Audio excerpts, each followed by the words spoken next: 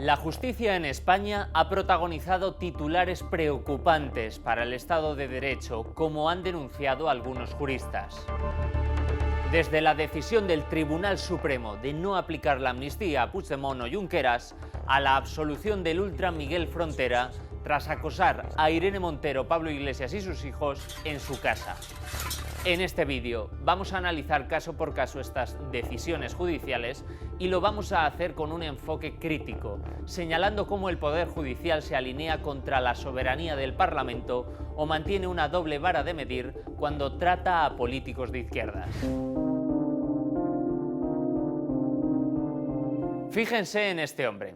Es Miguel Frontera, el ultra que ha acosado a Irene Montero, Pablo Iglesias y sus hijos durante más de 7 meses. Yo antes no venía todos los días, pero ahora voy a venir todos los días, voy a hacer más ruido. Miguel Frontera es un youtuber que tiene una gran obsesión por los políticos de izquierdas, a los que insulta constantemente en sus redes sociales. Esta obsesión se concretó en medio de la pandemia en Pablo Iglesias e Irene Montero. El bolivariano de Galapagar ha hecho como una gracia. Este personaje fue uno de los promotores de las caceroladas a las afueras de la vivienda del exvicepresidente y la eurodiputada. Durante el juicio contra este acosador, Montero e Iglesias reconocieron que llegaron a sentir estrés y miedo, algo que les obligó a cambiar sus hábitos diarios.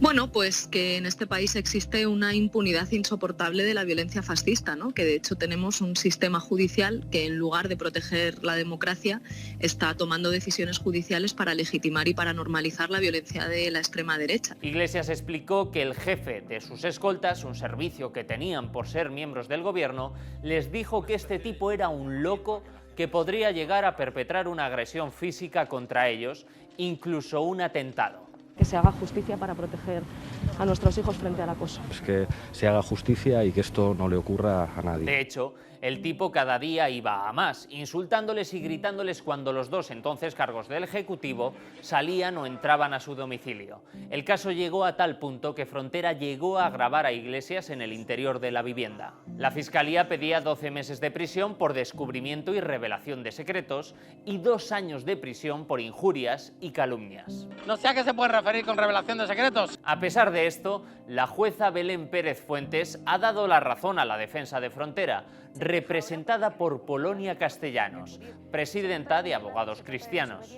Los argumentos del juzgado son que el ruido de las concentraciones no era responsabilidad de Frontera y que las manifestaciones se enmarcaban en un contexto político concreto. La jueza dice que el vídeo no constituye ningún delito ya que se trata de una única grabación de 10 segundos de duración.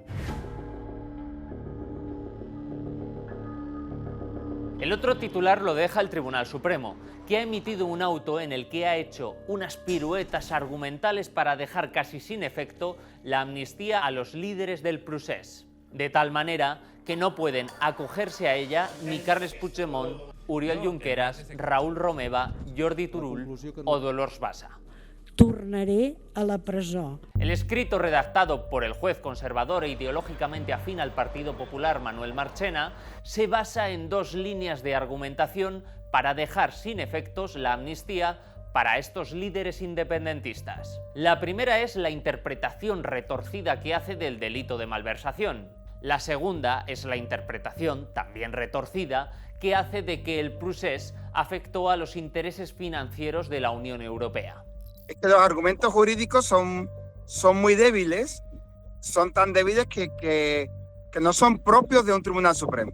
La sensación es que los jueces del Supremo han tenido dificultades para encontrar puntos flojos en la norma y por eso han tenido que reinterpretar lo que dice la ley. En el auto, el juez Marchena indica que la organización del referéndum supuso una deuda para el Estado.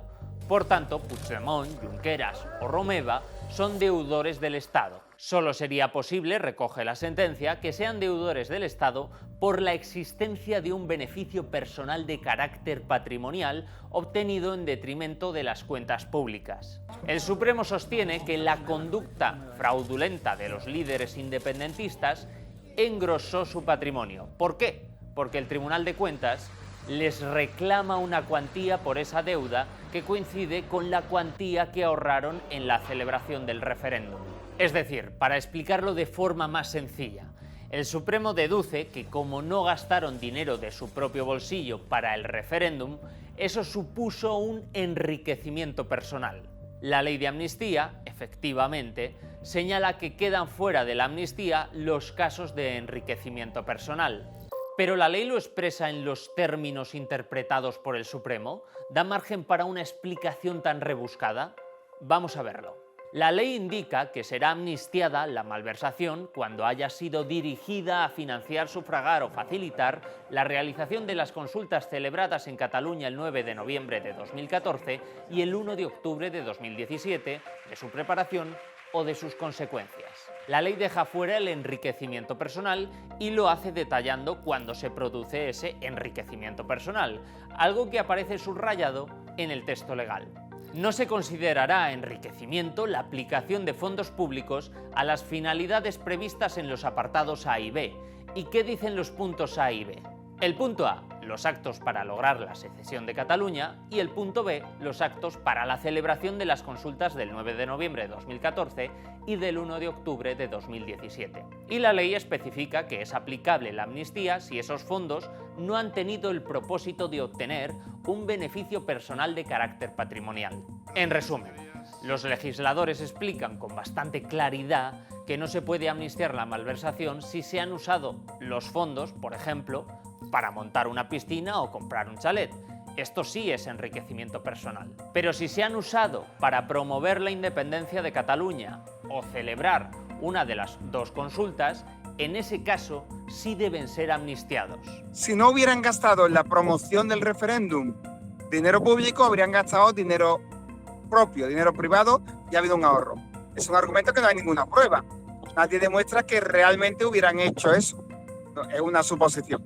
Esto mismo lo recuerda la magistrada del Supremo, Ana María Ferrer García, que ha emitido un voto particular.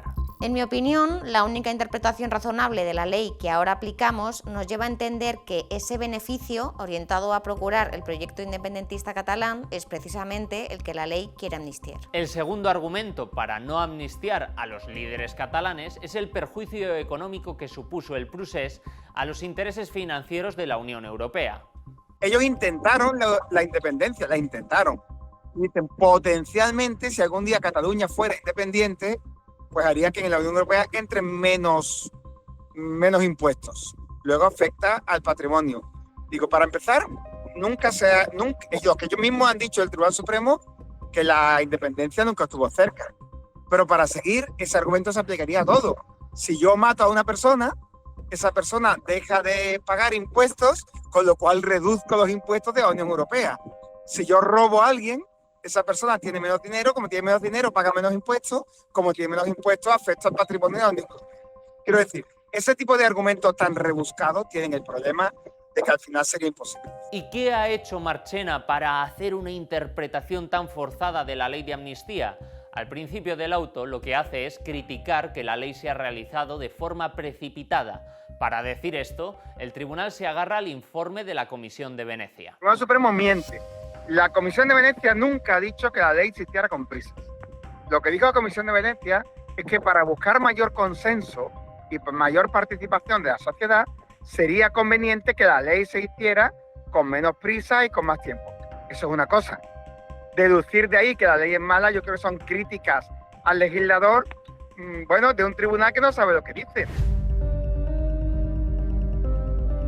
En paralelo a la decisión del Supremo, se ha conocido que el juez Francisco Miralles, tras más de 6 años investigando las acciones policiales consideradas desproporcionadas, ha aplicado la ley de amnistía a todos los agentes investigados. Asociaciones como Iridia, Omnium Cultural o la ANC han pedido la exclusión de ciertos policías. Recuerdan que algunas actuaciones pueden constituir delitos de tortura o tratos inhumanos, algo que está excluido de la ley de amnistía. De todas formas, es chocante y llama la atención que cuando se trata de aplicar la amnistía a un líder independentista, los jueces encuentran muchos problemas. Cuando se trata de aplicarla a un policía, los jueces lo ven todo fácil. Como mínimo parece que tuvieran un cierto sesgo cognitivo. El magistrado ha indicado que los porrazos, tirones de pelo, patadas, golpes o el incidente en el que un oficial lanzó por las escaleras a una ciudadana no superan el umbral mínimo de gravedad. Esquerra Republicana de Cataluña ha mostrado su disconformidad e indignación por esta decisión de Miralles. Desde la formación defienden que estas actuaciones policiales encajan plenamente en los delitos contra la integridad moral y torturas.